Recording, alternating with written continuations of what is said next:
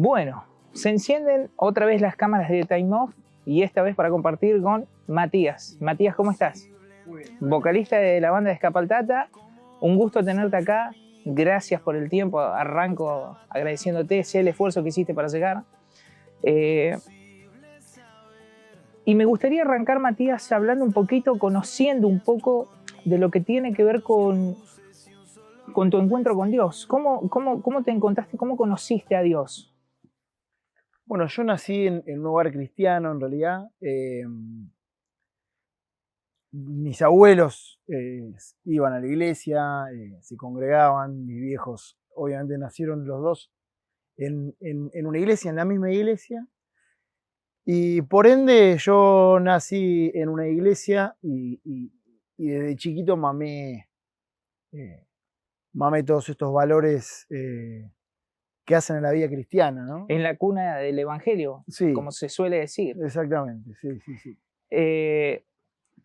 Y la rama musical viene también de familia, eso tiene que ver... Sí, va por ahí porque mi mamá es música, ella toca, bueno, ahora se jubiló, pero sigue tocando igual, tocó en la orquesta toda la vida. Nosotros vivíamos en Buenos Aires, ella tocaba allá, toca el oboe y el corno inglés. Y mi viejo es médico de profesión, pero siempre compuso canciones, siempre tocó el piano, siempre tocó la guitarra. Entonces como que la música siempre flotó en casa, siempre flotó esto de la composición. A mí me fascinaba cómo a mi viejo le pedían una canción para el evento que fuera y la componía. Y a la vez mi vieja siempre marcando con el tema de la música y que estudiamos música. Y bueno, mamé mucha música también en casa, sí. Y entonces tenés tu crecimiento y tu recorrido, digamos, dentro de lo que son las iglesias, dentro de lo que es el ámbito cristiano, por decirlo de alguna forma. Sí, así es. La composición viene por el lado de tu papá, que pasaba justamente esto, y lo musical del lado de tu mamá. Pero ¿cómo empieza a surgir esto de formar una banda? ¿Cómo descubrís que tenía que ver la trayectoria tuya con Escapaltata? Sí, en realidad nosotros empezamos, yo había tocado en una banda antes, había tocado la armónica, nada que ver, una banda de rock y blues, y había descubierto el mundo de, digamos, de las bandas, de salir a tocar. Yo había cantado en coros, había estado en obras de teatro, otro tipo de cuestiones, pero el tema banda me empezó a gustar a partir de ahí, ¿no? Me invitaron a tocar, empecé a tocar primero el violín, después la armónica, yo estudiaba violín. Y como que descubrí el mundo de la banda, del rock, del escenario desde ese lugar con esta banda.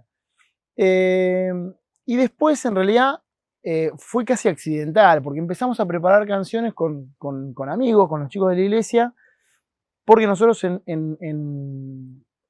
el grupo de jóvenes de la iglesia donde yo me congrego teníamos lo que se llamaba el piano bar, que era lo que nucleaba la actividad de los jóvenes. En realidad, fue una idea que tuvo nuestro líder de aquella época que fue fantástica porque tenía que ver con nuclear o involucrar a toda la juventud desde un lugar más afuera de la iglesia, ¿no? En ese momento en Plotier no había bares, no había nada, había un solo boliche y los pibes estaban boyando por ahí o los que podían se iban a Neuquén. Y la idea de este pub era justamente música en vivo, fuera del ámbito de la iglesia, música en vivo, pizza, café gratis, y siempre con algo para ver arriba del escenario. Entonces, en ese marco empezamos siempre a preparar cosas. Preparábamos todo tipo de cosas. Y un día dijimos, che, vamos a preparar algo de punk y ska. Bueno, a mí me había llegado un disco de ska que me fascinó, se lo mostré a los muchachos y nos gustó. Y bueno, empecemos a ensayar algo de esto. Y en realidad fue así, primero tocamos una noche en el pub, gustó porque era algo distinto, nuevo, no había ska en la zona por lo menos. Dijimos, che, ahora ensayemos de vuelta, volvimos a ensayar, mejoramos un poquito. Y como que de ahí muy de a poco fue creciendo la idea de formar una banda. Al principio no estaba el plan de formar una banda. Claro, fue surgiendo de a poco. ¿Y qué edad más o menos tenías en ese momento? Tenía pelo, eso hace un montón de años. Eso fue a los 16, 17 años. Claro. En el 99. Claro. Y se metieron en un terreno que para esa época era bastante complicado dentro de las iglesias. Sí. Meter un estilo como el ska dentro de las iglesias, a pesar de que lo suyo iba más enfocado afuera. Sí. Pero arrancaron, digamos, dentro de lo que tienen que ver eventos cristianos, Sí. lugares así. Sí, exactamente. Sí, nos apoyaron siempre. Sí tuvimos muchas críticas siempre. Yo me enojaba muchísimo con la crítica de gente que hablaba porque tenía ganas de emitir su opinión, ¿no? Y después me di cuenta que no valía la pena nada, gastar ni un gramo de fuerza en esas críticas, sí. ¿Tuviste en algún momento las ganas de correrte de los caminos de Dios? O sea, de irte con tu música afuera. No, la verdad que no, porque Escapa al Tata nació en realidad para la gente de afuera y para dar un mensaje distinto. Entonces, nunca se nos ocurrió, nunca se pasó por la cabeza el hecho de decir, bueno, dejemos de ser Escapa al Tata para hacer otra cosa, porque era como que no iba, digamos, con lo que había sido planeado. Si alguna vez yo me alejaba del camino de Cristo, yo creo que hubiera dejado la banda o hubiéramos... Pero nunca se nos hubiera ocurrido decir, bueno, hagamos esta música, pero sin el mensaje que queremos dar. Eran dos cosas que tenían que ir muy de la mano.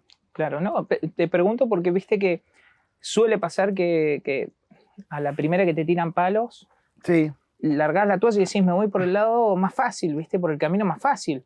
Me voy a hacer afuera música que tengo quizás mucho más lugar para tocar y no tantas críticas.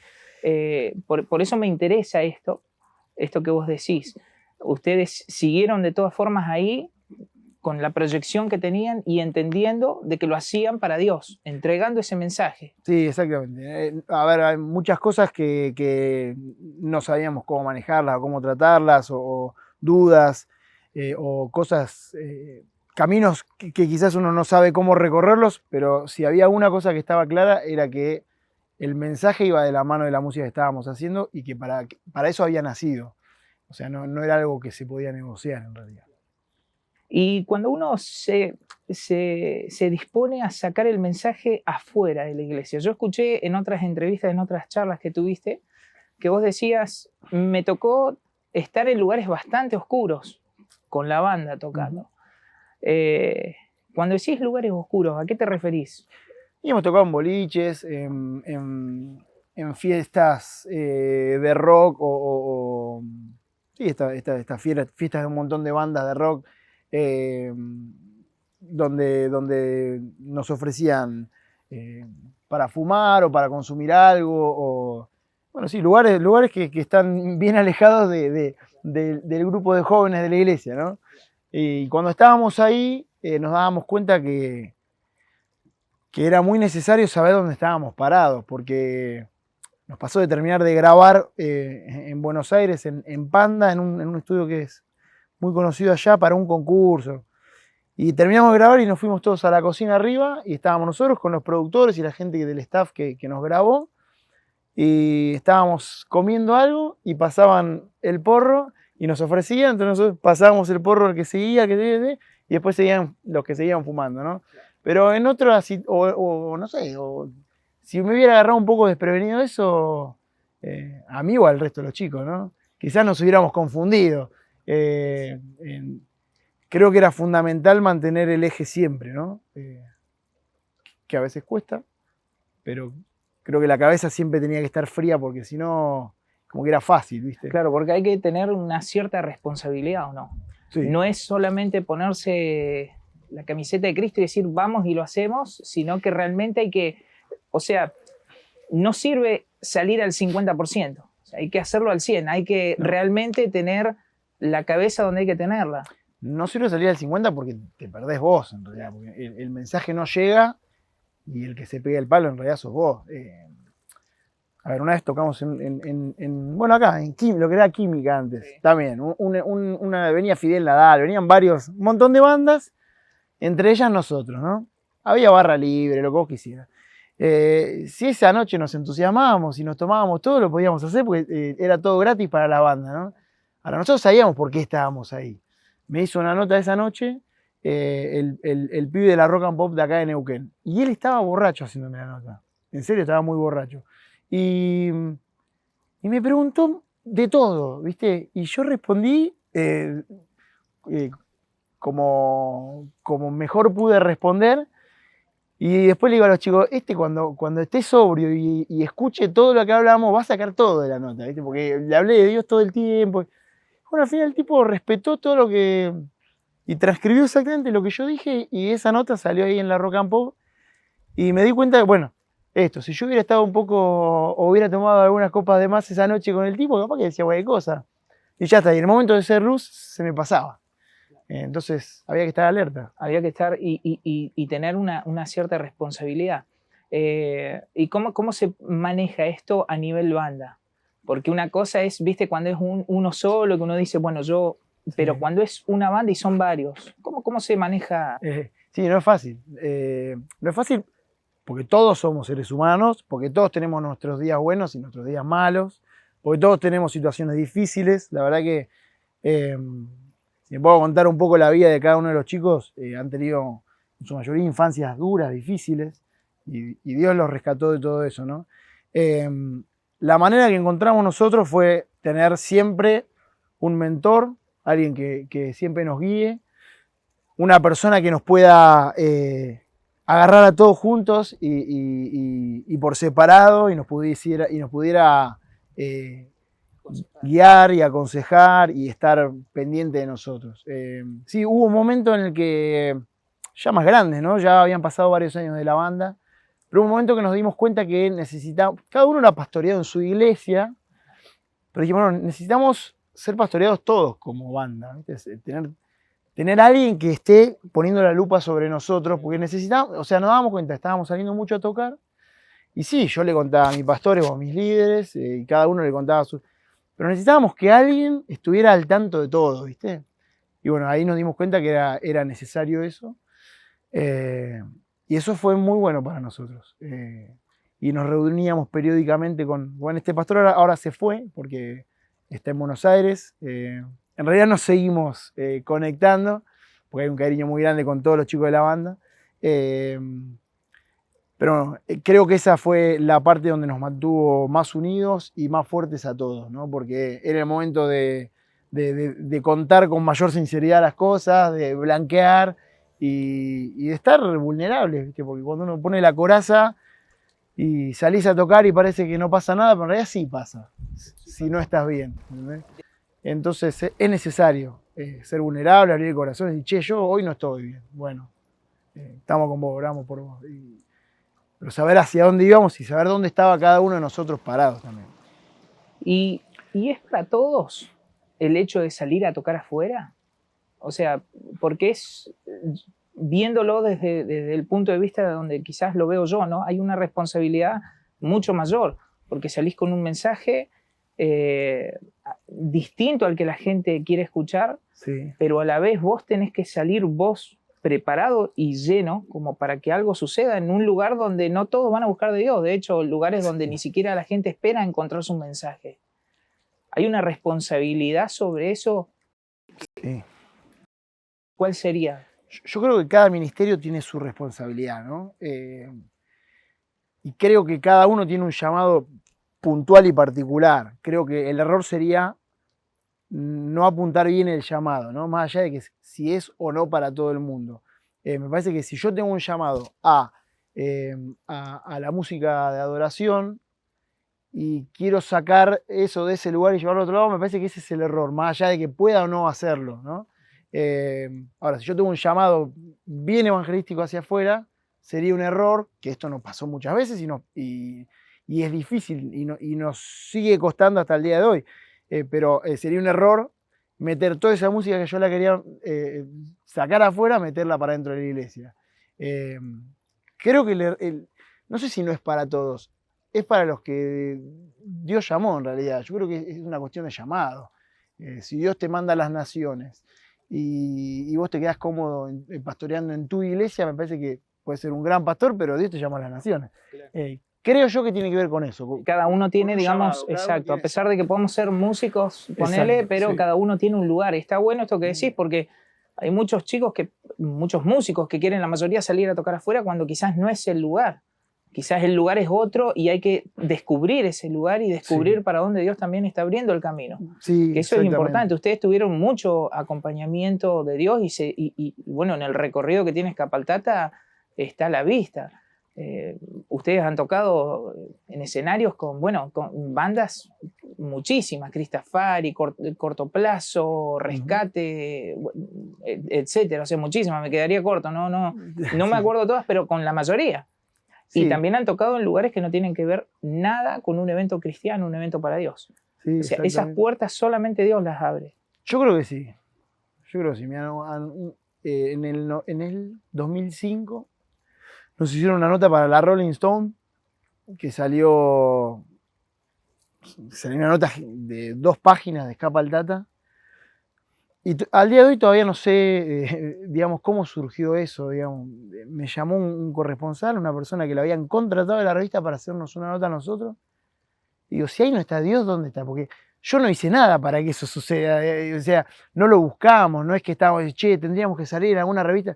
Nos llaman de la revista de rock más importante del mundo para hacernos una nota. Y ahí el día de hoy, la verdad que no sé.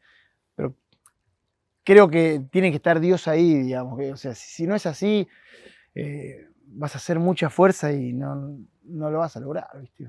O capaz que sí, pero... Es más esfuerzo humano de uno que ese acompañamiento de Dios que te sorprende como contás vos. Sí. Yo creo que es así. El río de Dios corre y cuando uno está en el barco correcto, me parece que uno corre en ese río bien, ¿viste? Al margen de que tuvimos nuestras caídas, nuestros tropezones, nuestros errores, nuestro querer remar para otro lado, no es todo perfecto y no nos salió todo bien y no tomamos siempre las mejores decisiones, pero creo que Dios nos acompañó porque era un plan de Dios y creo que nos acompañó y nos abrió puertas que la verdad que por ahí nunca hubiera imaginado que se abran. ¿Y la familia cuánto tiene que ver en esto? Porque uno los ve a ustedes tocando arriba de un escenario, entregando, pero digo, después pasó el tiempo, se casaron, tuvieron familia, todos los músicos, calculo yo, y cuánto uno involucra a la familia en el llamado que Dios te dio. Y mira, la familia es, creo yo, el primer llamado que tenemos como hijos de Dios, ¿no?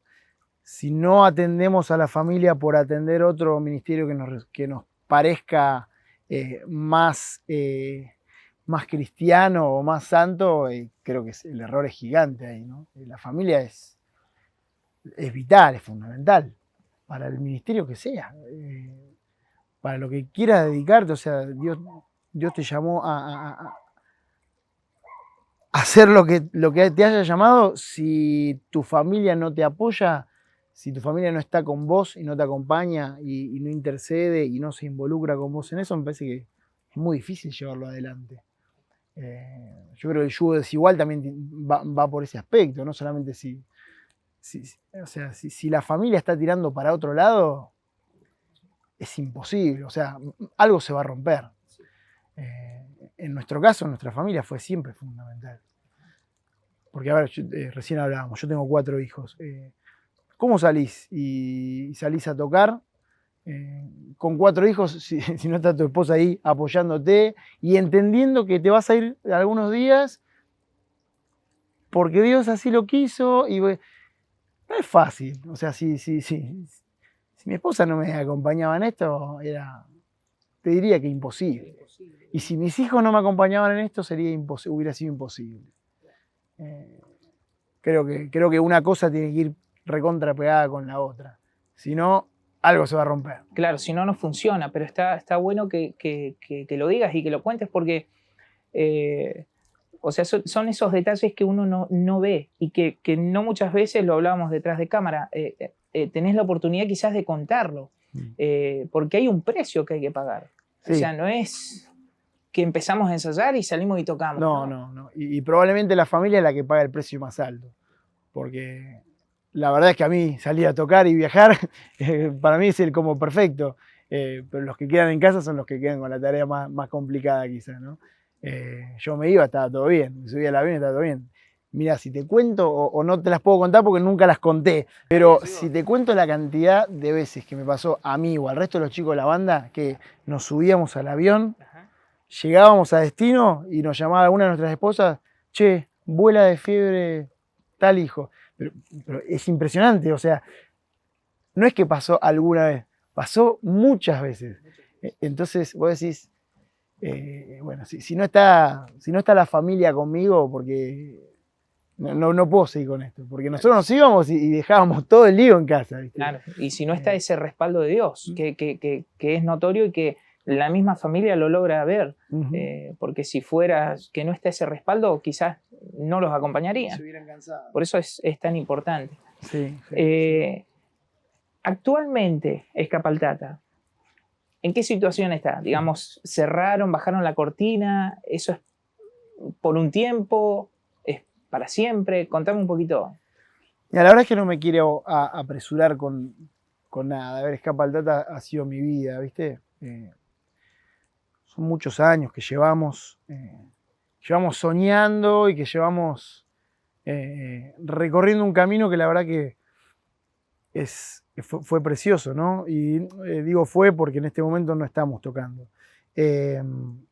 Escapaltata encontró una pausa en el momento quizás más difícil de mi vida, en el que ya no quedaba manera para seguir tocando. Queríamos hacer cosas, queríamos intentar, y nos dábamos cuenta que cada vez era más difícil. Cada vez que programábamos un ensayo yo lo tenía que suspender. Cada vez que surgía alguna idea para hacer algo, nos pasó 10 minutos antes o al principio de ese día, cuando ya veía que la cosa no andaba bien, yo tenía que llamar y suspender. Entonces, en una noche empecé a masticar la idea de que quizás, al menos en ese momento, Escapaltata no era posible. Abrí el juego con los chicos y en realidad ellos estaban esperando un poco ese pensamiento mío, porque estaban viendo todos que era imposible, ¿no? Nati se enfermó, nos enteramos de su enfermedad en agosto del 19, cuando arrancó, no, en agosto del 20, perdón. Natalia, tu esposa. Mi esposa. Cuando arrancó la pandemia, ahí en agosto, había pasado medio año, un poquito más, nos enteramos del diagnóstico de ella. Y fueron 2 años de batalla dura. Y al principio, cuando Dios todavía le permitía seguir con fuerzas, intentábamos seguir tocando, hacer cosas, y bueno, nos dimos cuenta que de a poco cada vez era más difícil hacer algo, ¿no? Y llegó un momento en el que era imposible. Y la verdad es que, como te dije hace un rato, la familia es el primer ministerio. A mí no se me podía ocurrir irme a ensayar si mi esposa estaba con dolor, por ejemplo. Y a los chicos no se les ocurría que yo fuera si pasaba algo así, ¿no? Entonces, bueno, empezamos a ver que era cada vez más difícil. Y dijimos, bueno, despidámonos, pues no sabíamos cuánto iba a durar esto, no sabíamos qué iba a pasar, si Dios iba a hacer un milagro en su vida, si no, si íbamos a estar 2 años así, o 5, o 10, no teníamos idea.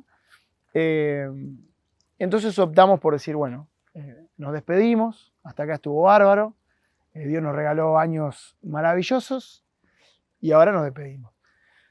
Y bueno, no pudimos hacer ni las despedidas en realidad, porque teníamos planeados 2 shows, uno acá y otro en Buenos Aires, en Vorterix. Ya estábamos vendiendo las entradas en Buenos Aires y bueno, todo se empezó a acelerar mucho más y nos dimos cuenta que era muy arriesgado seguir encarando el show. Y bueno, dicho y hecho, el show hubiera sido una semana antes exactamente del fallecimiento de Nati. Así que, bueno, nos quedamos en nada. No volvimos a charlar. Nos juntamos, comimos asados. Ahora nos vamos a juntar de vuelta a tocar. Hoy no te puedo decir qué con Escapaltata. Si te tengo que decir que es el amor de mi vida después de mi esposa, sí, la verdad que sí. Pero no te puedo decir si vamos a seguir o no. Pasó todo a un segundo plano. es lógico, y está bueno escucharlo. En realidad debe ser algo para mí impensable, es esto que te tocó vivir, pero ahí es donde justamente nosotros que creemos en Dios, ahí es donde realmente lo ponemos a prueba. Nos aferramos a Dios en ese tipo de momentos. A detalle uno no lo puede saber porque solamente lo sabe el que lo vive. Bueno, y esto que te tocó pasar, la verdad que yo leí algo en Facebook que compartiste, y la verdad que el que lo veía afuera no habían palabras, ¿no? para describirlo. Es algo que solamente vos sabés. Pero ¿qué pensás de este tiempo que te tocó pasar? ¿Por qué pensás o crees que Dios hizo y puso ese parate en tu vida? A veces uno no sabe entender las cosas, Matías. No quiero con esto que vos me digas, no, esto pasó pero te sirvió, creciste, Dios fue fiel a pesar de... Sin duda. A ver, si no hubiera yo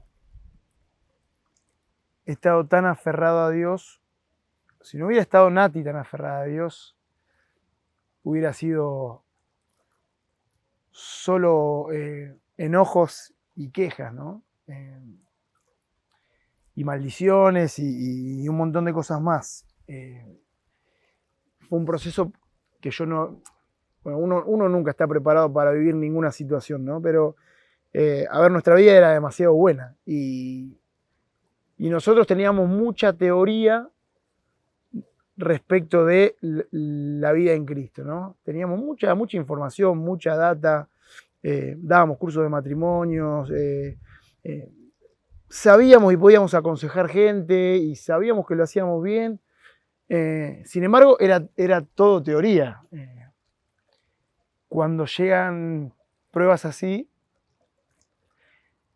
uno se ve obligado a poner en práctica toda esa teoría, ¿no? Y yo la veía a Nati pelear con la fuerza que peleó y empezás nada, te empezás a obligar a poner en práctica todo lo que aprendiste durante tantos años, ¿no? Porque yo vi que ella lo empezó a poner en práctica inmediatamente, ¿no?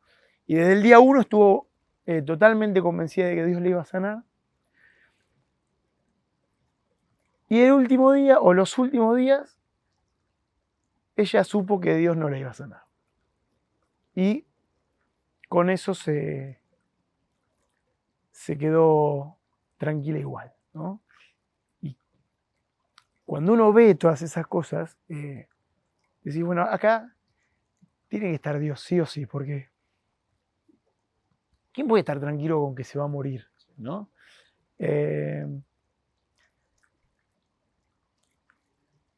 Y creo que el proceso me hizo fuerte. Creo que le hizo muy fuerte a ella, me hizo muy fuerte a mí, fortaleció a mis hijos y creo que también fortaleció al resto de la familia y a los amigos y a la gente que estaba muy cerca, porque ella fue un motor, fue un motor tremendo. Al punto de esto, ¿no? De pelear con uñas y dientes hasta 2 días antes o 3 días antes y el día que... Y un día de pronto decir, bueno, me parece que me voy, me parece que Dios me está llamando. Entonces, bueno, eso te deja un montón de preguntas, pero de enseñanzas, ¿no? Porque yo no puedo cantar nunca más una canción de Escapa al Tata sin relacionarla con todo esto, ¿no? O sea, todo tiene otro sentido para mí hoy. Uno cantaba canciones y las cantaba y sentía lo que cantaba y escribía canciones y entendía que eran para alguien o para algo y tuve la bendición de recibir ese feedback, ¿no? De gente que me dice, che, esta letra, qué bien que me hizo, me sacó de la tristeza, me sacó un montón de problemas y eso me llenaba el corazón. Ahora, si yo vuelvo a cantar hoy con Escapa al Tata, inevitablemente esas canciones van a tener otro sentido para mí. O sea, Dios me va a ministrar con las letras que me dio años atrás, ¿viste? Y eso es... Qué increíble, que el mensaje que quizás era para otro, hoy sea justamente para vos, para el momento que te tocó pasar, que te tocó transitar. Sí. Para salir un poco de esto, porque se te ve emocionado y lógicamente no es para menos, esto es muy fresco, pero está buenísimo esto que nos contás, porque a mí me interesa que realmente el que está del otro lado escuche de la importancia que tiene que ver involucrar a Dios en serio en la vida, no simplemente salir porque uno no sabe en el camino qué puede pasar. Sí. Por eso me parece pero tremendamente interesante esto que vos decís. Y para el que está del otro lado, yo si hoy volvieras a levantar ese telón y tuviéramos la oportunidad de volverte a ver en los escenarios, y seguramente no volvería el mismo Matías como decís vos. Seguramente habría, no sé, quizás algún cambio en la banda, sería lo mismo que antes o sería quizás más por la falta de tiempo también, quizás habría otro sistema de manejarse. Y yo creo que sí, habría que reorganizarse, ¿no? Habría que barajar y tirar de nuevo, quizás. Sí, lo que te decía recién, o sea, sin duda, porque no es solo mío el proceso, Capatata también vivió este proceso y lo vivió muy cerca, ¿no? Creo que salir al escenario a partir de hoy o de esta situación que nos tocó atravesar, creo que sería muy distinto. Creo que las prioridades van a estar muy bien enfocadas y que salir a tocar ya no se nos podría ocurrir salir por salir o salir a hacer música porque sí, digamos que el mensaje creo yo que sería más trascendente que nunca. Yo creo que estas cosas, o sea, fuegos así inevitablemente te cambian. No creo que podamos tocar y cantar las canciones como lo hacíamos antes, aunque cada uno tuvo sus pruebas, sus situaciones, sus infancias, pero sin duda creo que sería un momento distinto. Hay una pregunta y para cerrar, porque no te quiero robar mucho tiempo, yo creo que hasta acá todo lo que charlamos es tremendamente interesante y para el que lo pueda escuchar le va a servir muchísimo. Porque el mensaje yo creo que quedó, no es simplemente ponerse a tocar, ensayar y salir. Hay mucho más. Para nada, sí. Hay una pregunta que la venimos haciendo y es, supongamos hipotéticamente que vos hubieras decidido en tu vida no escuchar a Dios y te hubieras alejado de Dios, a pesar de que creciste en la cuna del Evangelio, como nos contaste, ¿qué Matías estaríamos viendo hoy acá? Que te imagines vos.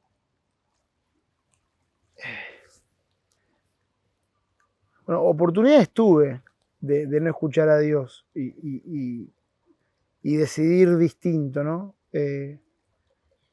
Primero creo que no estaría acá charlando con vos. Creo que el recorrido que hicimos como banda no lo hubiéramos hecho. Ni siquiera sé si estaría yo tocando, si estaría haciendo música en realidad. Porque todo surgió desde un llamado de Dios en realidad. Yo no sé si estaría tocando música. Yo me había ido a estudiar educación física. Aún con este llamado ya habíamos empezado con Escapaldata, pero para mí estaba en otro lado la cosa. Hasta el día que me di cuenta que no, que quería volver porque quería tocar con Escapaldata, quería tocar. Yo creo que no, ni siquiera sé si estaría haciendo música, no tengo idea, la verdad. Pero le agradezco a Dios que no me permitió nunca tomar decisiones que me alejaran de esa manera de Él, ¿no? Y que escuchaste el llamado de Dios. Eso es lo más importante porque seguramente vos sabés de esto, más de algún testimonio de alguna persona que marcaste la vida y que ayudaron tus canciones, te han llegado y pudiste cambiar y ayudar a que el Evangelio llegue a los demás. Sí, sí. Digo, eso es lo primordial. Pero bueno, Matías, yo estoy agradecido de que hayas venido, sé el esfuerzo que hiciste, sé el tiempo que pusiste, y ojalá no sea la última vez que te tengamos acá, que podamos seguir charlando, que tengamos más veces para sentarnos y poder compartir, porque quedan un montón de cosas, podríamos seguir hablando muchísimo más, pero agradecido de esta oportunidad que me diste. No, el agradecido soy yo, en serio. Mirá todo lo que montaron para charlar conmigo un rato nada más, así que... Faltaba más. Mati, un orgullo. Muchas gracias. Hasta la próxima. Gracias. Ya viene escapando, se ve salir el sol.